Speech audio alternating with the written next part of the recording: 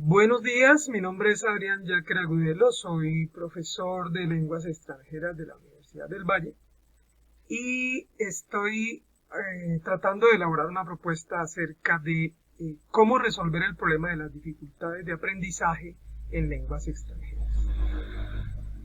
Desde mi experiencia durante los últimos 18 o 19 años en la docencia, he notado que los estudiantes, y también por el comentario general, tienen dificultades, ¿sí?, con el aprendizaje de lenguas extranjeras.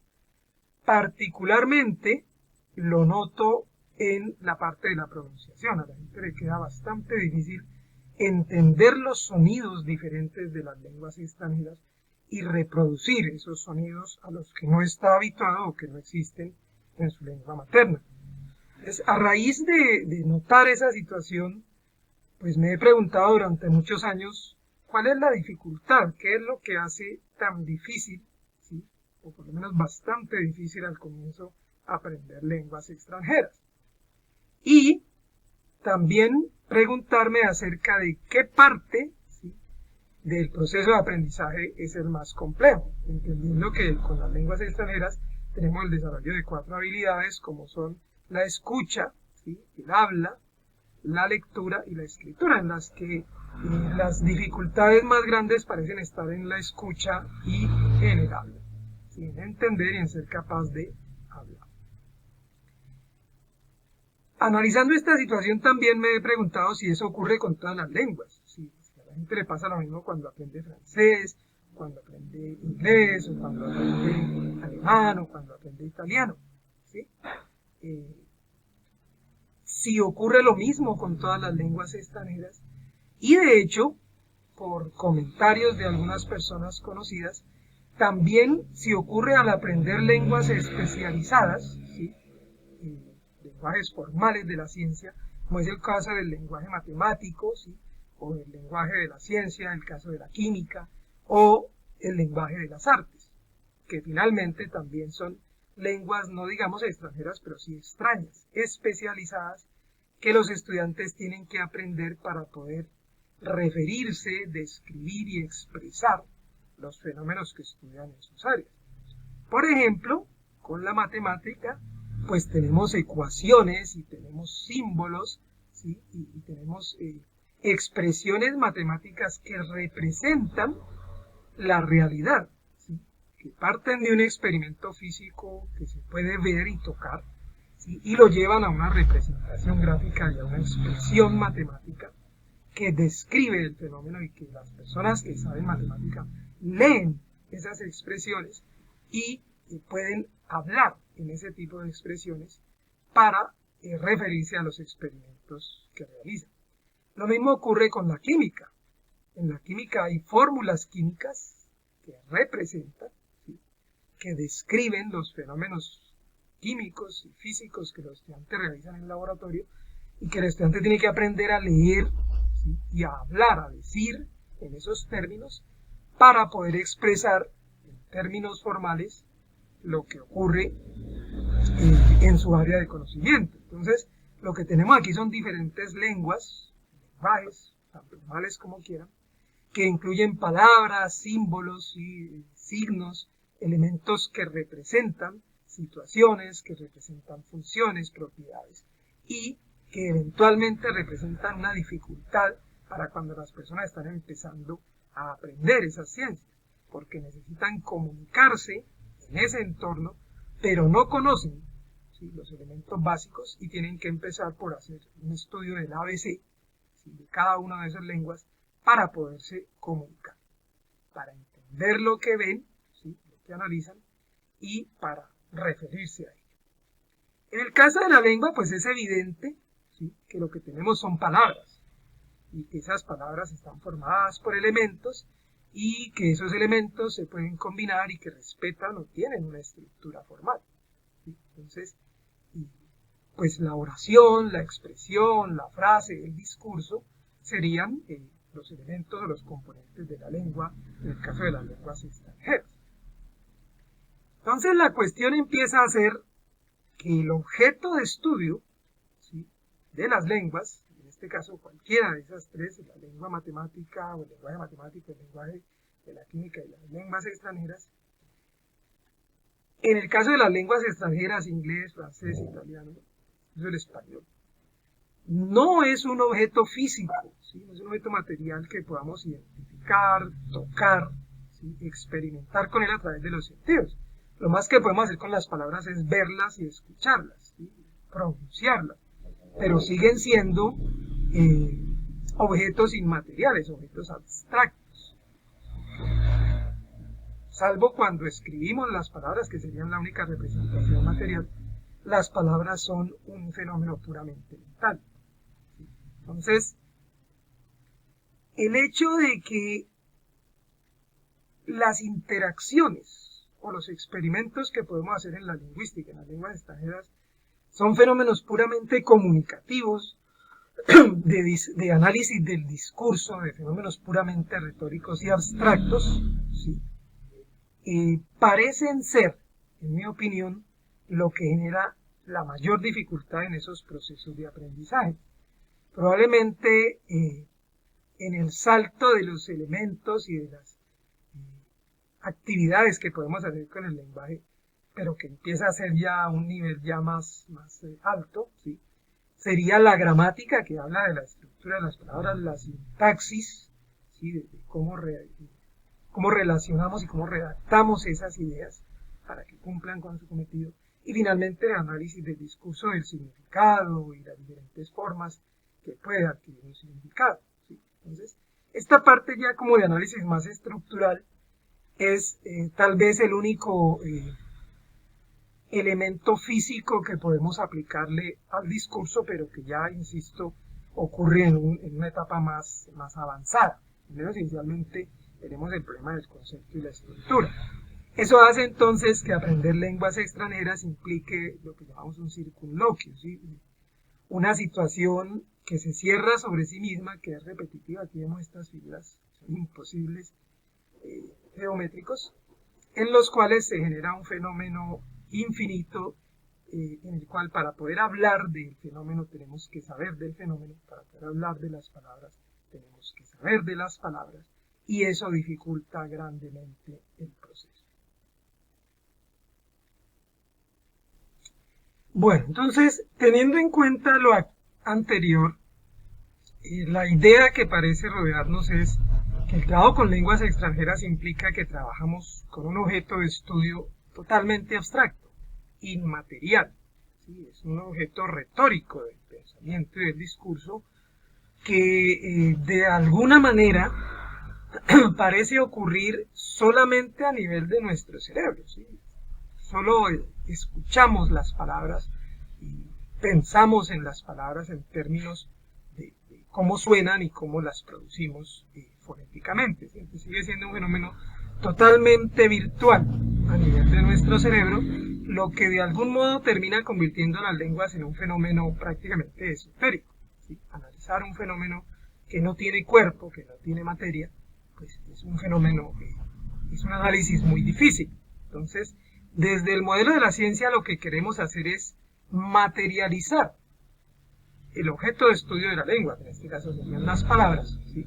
Para poder realizar con ellas actividades, ¿sí? Acciones, eventos, experimentos que nos permitan hacer lo mismo que hace la matemática cuando explica, por ejemplo, las propiedades o las características de objetos físicos, en el caso de la geometría, en el cual podemos llevar a una mesa de laboratorio los cuerpos y examinarlos.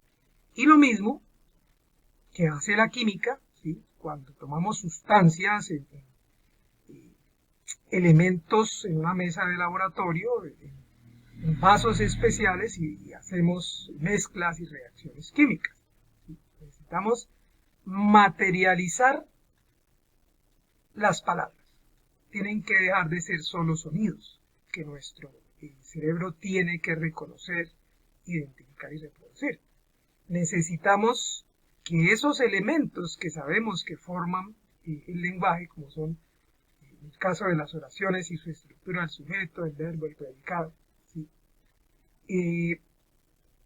Necesitamos poderlos tocar, moverlos, y mezclarlos, separarlos, hacer con ellos cosas físicas que generen en nuestra mente la capacidad memorística a través de diferentes elementos de referencia, como sean el movimiento, la acción y el experimento. ¿Sí?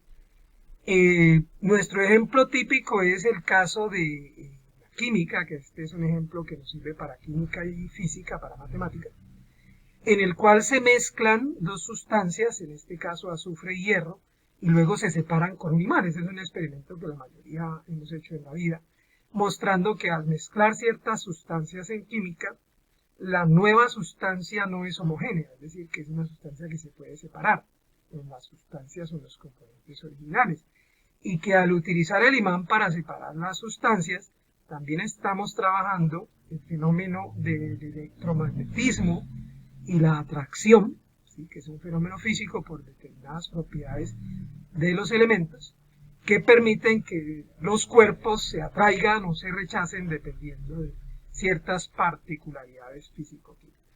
Entonces, ese fenómeno de la atracción en matemática lo estudian también como las fuerzas electromagnéticas que ocurren en un plano y que ocurren de una manera particular y se describen a partir de ecuaciones y de funciones que los estudiantes logran interpretar para llegar a expresiones matemáticas, a frases u oraciones matemáticas, en las cuales, por ejemplo, una fuerza es igual a la multiplicación de un número de variables por el seno de un ángulo.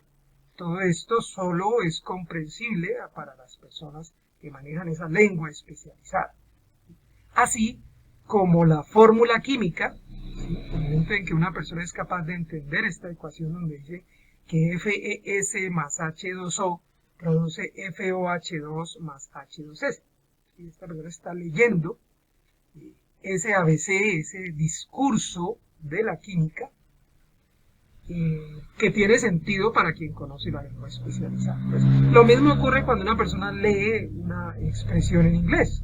¿Sí? Está identificando objetos, elementos que se relacionan de una manera específica, ¿sí? Y cuando tenemos una oración, como el caso de la chica juega al tenis, ¿sí? Que si estuviéramos haciendo un análisis del discurso de esa oración, lo interesante sería poder relacionar, ¿sí? Esa expresión con un fenómeno físico material real, identificar, no solo imaginar, ¿sí? En nuestra mente la chica y el juego de tenis, sino que seamos capaces de tener ese objeto de manera física, de tal modo que podamos separarlo en sus diferentes componentes, a través de algún tipo de exposición a una reacción física, química, de atracción y de repulsión, que separa a la chica, ¿sí? De la actividad, ¿sí? Del fenómeno que es la acción, y del objeto con el cual practica la actividad, que es la pelota de tenis. ¿Sí? Entonces, entender que este objeto, así como la mezcla química y la separación mecánica de el hierro, el azufre con el imán, pudiéramos hacer algo parecido con el lenguaje. Entonces, en mi opinión, la idea gira en torno a eso, a materializar de tal modo los elementos que componen el lenguaje, de tal modo que podamos llegar a hacer con el lenguaje experimentos físicos, ¿sí? Que nos permitan sentir, ¿sí? Al discurso y a los elementos del discurso de manera física y experimentar con ellos, y no solo de manera retórica y virtual a nivel del análisis del discurso en el cerebro. Bueno, entonces, partiendo de esa idea de que tenemos este fenómeno complejo, tan abstracto de la lengua extranjera, y que aplica para lenguas o lenguajes especializados en la ciencia, en caso de la matemática y la química, el asunto está entonces en cómo materializar estos componentes de la lengua, ¿sí? Estos objetos lingüísticos que se materialicen, se vuelvan cosas con las que la gente pueda hacer experimentos, las pueda tocar, ver, mover, separar, juntar, partir, ¿sí? pues viene la inquietud de por qué, por ejemplo, procesos como la enseñanza de robótica. Ahora está muy de moda que los niños aprenden a armar robots y jueguitos que ellos pueden mover.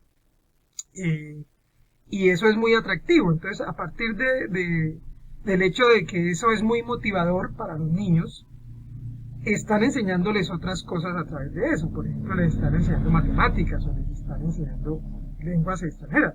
Yo pienso que este es un primer paso porque ya capta la atención de la persona, le permite experimentar con los elementos, y si a partir de ello lo podemos llevar a interpretaciones del otro elemento que se le quiere enseñar, pues este sería el camino.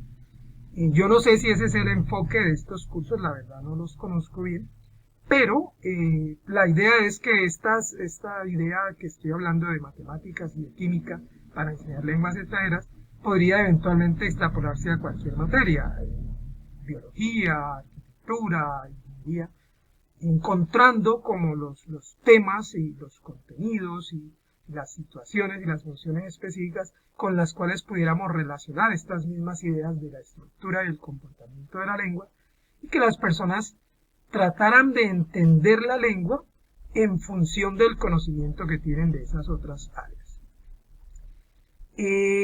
Inicialmente, pues casi todos los cursos, y eso parece inevitable, para poder enseñar el ABC, para darle estos primeros elementos del lenguaje a la persona, trabajan con lo que llamamos flashcards, que son tarjetas de memoria, en las cuales normalmente está la imagen de la palabra a aprender, el nombre de la palabra y en ocasiones puede estar la pronunciación, el significado e incluso oraciones complementarias. Puede ser tan complejo como se quiera. Estos elementos buscan que la persona pues juegue con estas cartas, con estas tarjetas y memorice los diferentes elementos que le representan, o que le presentan en ese caso. ¿Sí? Es típico, bueno, estos son ejemplos del inglés, ¿sí? Para materiales, y como la persona, además de la palabra inicial, puede usar el dibujo para comentar diferentes aspectos, los colores, la forma, el tamaño, las acciones. ¿Sí? Estas tarjetas son bastante versátiles y de un uso muy frecuente, que serían un primer elemento físico con el cual podemos materializar los componentes del lenguaje. Las palabras se vuelven cartones, ¿sí? Que podemos manipular. Lo mismo ocurre con el aprendizaje de los números, que a los niños, al menos en las etapas primarias, ¿no? Estamos hablando de niveles elementales de conocimiento de la lengua, o niveles básicos. Lo mismo ocurre con los elementos de la tabla periódica, ¿sí? Que los estudiantes de química tienen que aprenderse los elementos para poder reconocerlos y hablar de ellos y escribir las ecuaciones, las fórmulas adecuadamente. ¿Sí? Entonces, pues una diferencia que tienen la matemática, el español, la química y las lenguas extranjeras, caso del inglés, es que las palabras en inglés, ¿sí? La lengua extranjera, además de la palabra, de la imagen y del significado que tenemos que aprender a relacionar, enfrentan un tercer elemento, un cuarto elemento de complejidad, que es la fonética. El hecho de que una palabra pueda pronunciarse, ¿sí? De varias maneras, y que incluso una letra pueda tener o provocar sonidos diferentes en distintas palabras. La fonética es como un grado de complejidad agregado, pero que se supera posteriormente en etapas más avanzadas con ya un análisis más profundo de los sonidos. Entonces, aprendemos un vocabulario y aprendemos realizaciones de ese vocabulario. Con esto de las fichas, entonces, lo que aparece es que la idea es poner a las personas, en este caso los niños, a jugar con esas palabras. ¿Sí? Primero se ponen al azar, un montón, y ellos van organizando, tomando unas, otras, tratando de juntar, de asociar palabras por diferentes características o propiedades, y posteriormente las pueden, digamos, clasificar en categorías, o ya si hay un conocimiento estructural, armar oraciones, ¿sí? O al menos armar frases que permitan dar sentido a algún mensaje. Entonces, esta idea del juego con las tarjetas y con los cartones es de ese tipo de actividades que pues hay que realizar como parte de los pocos experimentos que podemos realizar con la lengua. Igual ocurre con los juegos, ¿sí? de identificación, como el caso del Kahoot, en los cuales la persona se le dan unas claves y ella debe identificar la palabra, ¿sí? Y tiene un tiempo determinado. Entonces, este es un juego también muy típico que le gusta mucho a la gente y que finalmente permite identificar las palabras por sus características, por la descripción que se hace de ellas. ¿Sí? Y muy asociado con eso la parte de la mímica, ¿sí? De cómo una manera bien interesante de practicar con las palabras es ser capaz de representarlas, no solo ideográficamente con dibujos, sino con movimientos del cuerpo, de modo que el cerebro recuerde las palabras a partir de los movimientos que hicimos para representar el significado de la palabra. Sería otro laboratorio que podríamos hacer. Finalmente encontramos el famoso juego de las 3 cajas, que ya tiene que ver un poquito con la estructura del lenguaje, ¿sí? De la lengua extranjera, del sujeto, del verbo y del complemento, de modo que se le dan a la persona las fichas y ella debe categorizarlas en cuáles podrían funcionar como sujeto, cuáles podrían representar acciones y cuáles podrían representar características adicionales, ¿sí? A la acción y al sujeto. Y ahí pues ya entramos a hablar un poquito más de estructura y de cómo la persona es capaz de pasar de la palabra sola a la frase.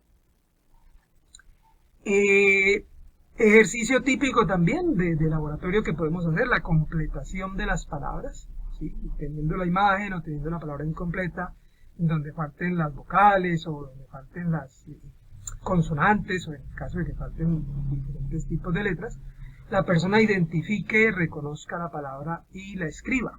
¿Sí? Entonces, yo soy un convencido de que dado que la única representación física formal que tenemos de las palabras es la escritura, ¿sí? Cuando escribimos una palabra o cuando leemos una palabra, tenemos un contacto más físico con ella, pues la lectoescritura debería ser la estrategia para aprender la lengua. Sin embargo, la experiencia de NIESP nos demostró que no es necesariamente cierto, que las personas adquieren un grado de comprensión lectora y hasta cierto punto de producción escrita, pero no desarrollan las habilidades de comprensión de auditiva y de producción oral. Y pues finalmente el juego de las palabras cruzadas, que permite identificar una imagen con la palabra, dándole ciertas claves, mostrando aquí un poquito de la estructura y el orden de las letras en la palabra y de la palabra en la oración. ¿Sí? Entonces, hay como estos que son las típicas actividades que realizamos, que serían los experimentos en los que podemos materializar la lengua, sin querer decir que no haya ya nuevas maneras, por ejemplo, a través de los videojuegos. Hay juegos de la búsqueda del tesoro en la que el niño lucha con un dragón y el premio es palabras que tiene que juntar y luego armar una oración para ganar la batalla, ¿sí? Llevado al nivel que se quiera. Sin embargo, siendo videojuegos son virtuales y en mi opinión el hecho de que podamos tocar los cartones y moverlos y sentir que se pueden hacer cosas con ellos sería una materialización más efectiva de las palabras en el proceso de hacer experimentos físicos con los elementos de la lengua extranjera. Bueno, retomando lo anterior con la idea de acercar el aprendizaje de la lengua extranjera o las lenguas extranjeras, y en el otro caso los lenguajes especializados de la ciencia, y de minimizar las dificultades aparentes que parece tener este proceso, dado el hecho de que las lenguas finalmente son un fenómeno puramente abstracto, pues además de la física y la matemática y la química, la idea es que se pudiera hacer con otras carreras. Yo pensaba, por ejemplo, en arquitectura e ingeniería podría trabajarse ideas como la elaboración de un plano, qué elementos componen un plano y cómo pues a través de ese plano se presenta, ¿sí? Una idea, se estructura una idea que es una composición, lo cual también podría hacerse, por ejemplo, en artes, hablando de la composición y la teoría del color, ¿sí? Cómo se le da estructura a una pintura o a un dibujo a partir pues de la composición de ciertos elementos. Eventualmente podría hacerse en biología con el estudio de las estructuras de los organismos que parten de la célula, luego el tejido, luego el órgano, el organismo y el sistema. Y esta secuencia estructural y asociaciones de elementos que producen un organismo más complejo y más elaborado, pues se parecería un poco a la estructura de la lengua y como añadiendo o juntando elementos por ciertas relaciones y propiedades, pues se podría pasar a niveles de mayor complejidad de la lengua. Simplemente pues es una idea que habría que trabajar. Bueno. Otro de los elementos que hay que enfrentar ya cuando se ha superado la primera parte de los repositorios del vocabulario, ¿sí? Esta primera etapa es básicamente para reconocer qué elementos forman el discurso. Inicialmente serían sujetos, verbos y predicados, o si se quiere, sujetos, verbos y complementos. Pasamos a otro fenómeno de la lengua que es la negación, de que hay expresiones que niegan otras expresiones, que hay elementos que hacen que una expresión pase de un lado a otro o de un sentido a otro, ¿sí?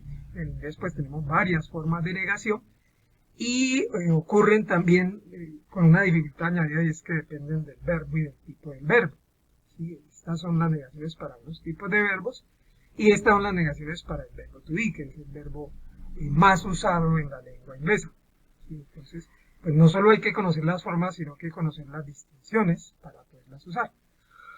Pero yo noto que también ocurre en fenómenos físicos como es la lógica matemática, en la que también tenemos expresiones como y o y no, ¿sí? Que eventualmente cumplen la misma función, niegan una situación que previamente habíamos afirmado, ¿sí? Y en la lógica tenemos cosas como no, y, entonces, sí, solo sí, que además de la negación nos muestran expresiones de resultado. En la química también ocurre algo parecido.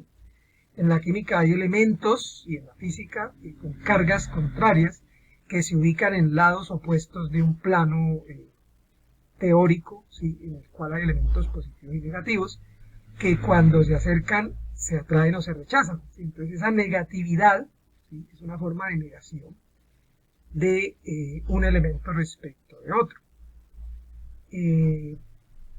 Un tercer elemento que ocurre con la lengua ya en etapas más avanzadas es la posibilidad de hacer preguntas. Es decir, cuando pasamos de una expresión que es una declaración, ¿sí?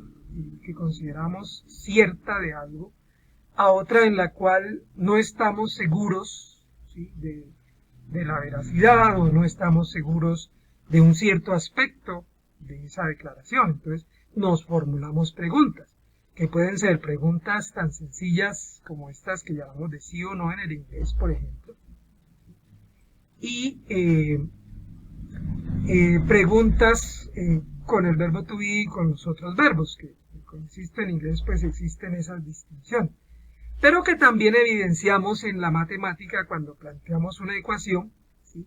Y la ecuación implica una variable que hay que descubrir, encontrar, ¿sí? En un rango de valores posibles que responda, que complete la ecuación para que la ecuación sea verdadera. Entonces ahí hay una forma de pregunta, de inquisición, y ocurre lo mismo en las formas o en las fórmulas químicas, ¿sí? En los que ciertos símbolos expresan un resultado, que sería una forma de respuesta, pero que en ciertos procesos, que se llama el balanceo de las fórmulas, una fórmula está incompleta y hay que ajustarla, ¿sí? Entonces hay que encontrar la respuesta para que esta fórmula de aquí se convierta en la fórmula posible real que representa el fenómeno. Entonces, como podemos ver, tanto la negación como la pregunta ocurren en las lenguas extranjeras y ocurren en los lenguajes especializados de la ciencia. Entonces podríamos hacer esa asociación de manera interesante y correlacionar estos procesos y proponer que se puedan materializar los elementos, por lo menos los fundamentales de las lenguas extranjeras y los elementos fundamentales de las lenguas, de los lenguajes científicos, materializando, aterrizándolos en un plano de la realidad y que se vuelvan objetos que la gente puede manipular y con los cuales puede hacer experimentos físicos. Bueno, finalmente entonces aquí tenemos la propuesta que en este caso pues estoy usando el ejemplo de integración con lenguas extranjeras. Aquí estoy probando con italiano por un proyecto que tengo a futuro, utilizando la relación con la lengua, el lenguaje científico de la química y de la física, la matemática, con el experimento acerca de mezclar hierro y azufre y separarlo con un imán, ¿sí? Para probar que hay ciertas mezclas que no son homogéneas, en las cuales se puede separar los componentes de ella. Entonces, es un ejemplo que hemos hecho todos con el de azufre y el hierro y un imán sobre una hoja de papel, en el cual simplemente pues ponemos en un recipiente el azufre, aquí se puede ver, le agregamos el hierro, las virutas o la ligadura de hierro, lo revolvemos, ¿sí? Lo mezclamos de modo que pues aparentemente se han mezclado los objetos, ¿sí? Están ahí juntos, revueltos, se ponen sobre la hoja de papel y luego poniendo un imán por debajo de la hoja de papel, el hierro reacciona a la atracción de las partículas con el imán y eventualmente podemos separar las partículas de hierro de las partículas o la sustancia del azufre, ¿sí? Entonces, eso está probando el fenómeno electromagnético de atracción entre ciertos materiales, en este caso pues el elemento hierro y un imán, y nos permite relacionarlo, ya lo había mencionado, pues con el principio físico matemático de las fuerzas electromagnéticas, que tienen unas ecuaciones que representan las fuerzas, diferentes vectores orientados. Entonces, ese conocimiento, con base en los estudiantes que lo tengan, más o menos complejo, nos permite a nosotros aquí utilizar esas ideas en términos de cómo explicar, ¿sí? Los elementos, los componentes, la estructura y las relaciones de los elementos que componen la lengua extranjera, en este caso las palabras, ¿sí? A partir de esos mismos principios, con la idea de que se comporten de una manera similar y las personas con ese conocimiento lo asocien, lo relacionen y de alguna manera entiendan, ¿sí?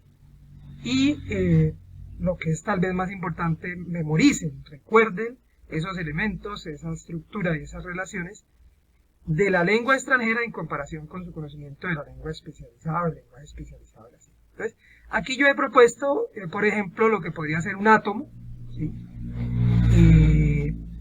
O podría ser siquiera una molécula compuesta de diferentes átomos, que se llama el átomo sujeto, ¿sí? Concepto que podría trabajarse previamente, pero digamos que podemos trabajarlo así, soggetto en italiano, que está compuesto por unos elementos a su alrededor, ¿sí? Son las personas io, tú, lui, lei, noi, voi, el oro, que representan el yo, tú, el nosotros, vosotros, ellos del español. Otro átomo, o si quieren otra molécula compuesta también de elementos, que son los verbos, en este caso el verbo ser y el verbo essere. Entonces, se compone de sono, sei, siamo, siete, e sono, que son las formas soy, eres, es, somos, son. Sí, equivalente al español. Y un fenómeno físico-químico que ocurre entre esos átomos o esos elementos de atracción de uno a otro, pero también de repulsión en ciertos casos. Entonces, el fenómeno que ocurre es que cuando acercamos un sujeto al verbo ser, ¿sí?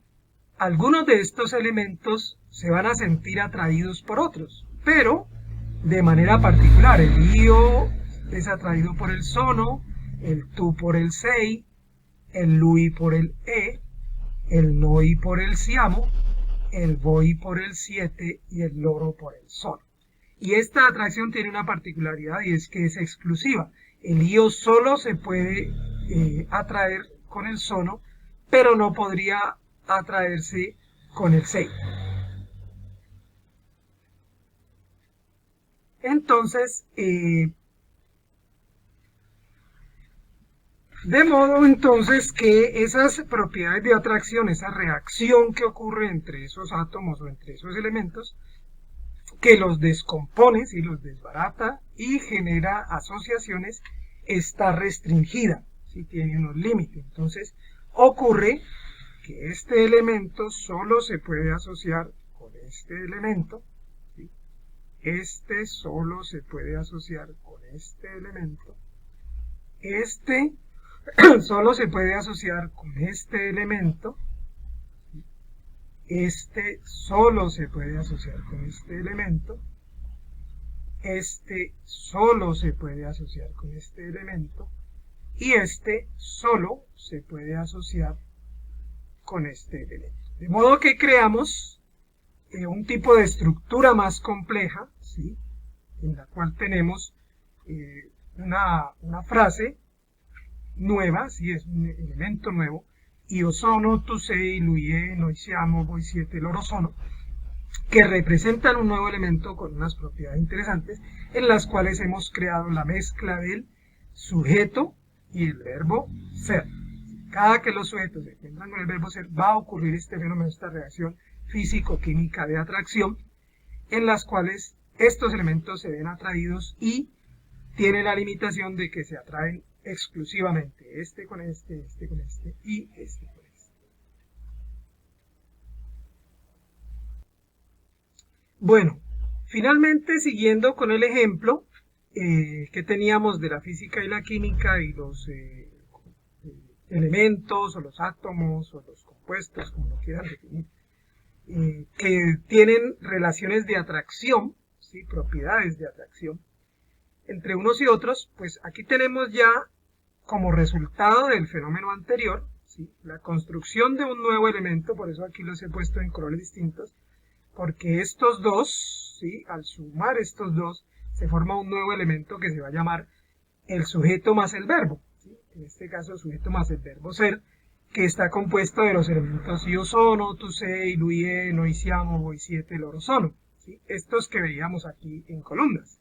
Entonces, ese nuevo elemento, ese nuevo compuesto, ese nuevo átomo, como lo quieran mirar, con estos componentes, sigue aplicando sus propiedades atractivas con otros elementos, que ya empiezan a ser otra parte del discurso, ¿sí?, de nuestra estructura, que son los complementos de la oración, ¿sí?, y que se componen, son un átomo también, pero un átomo también con particularidades, por eso está de otro color, que puede tener diferentes aspectos, puede incluir características como por ejemplo alto, nombres de personas como el caso de Carlos, profesiones como el caso de un profesor, nacionalidades como el caso de colombiano, características de la personalidad como amabilidad o incluso acciones.